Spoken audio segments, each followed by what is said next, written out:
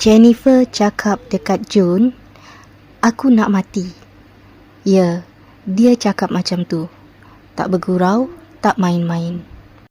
Dia kata, "Kalau aku mati, kau akan bebas." Lepas tu, masa dorang umur 29 tahun, masa dalam perjalanan nak keluar dari hospital, Jennifer meninggal dunia. Tiba-tiba, jantung berhenti, tak sakit, tak ada racun, tak ada sebab yang logik. Doktor pun pelik, macam dia betul-betul pilih untuk mati.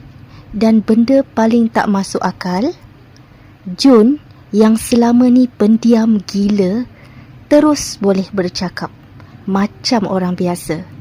Lancar, ceria dan mula ada kawan. Mula hidup macam manusia normal.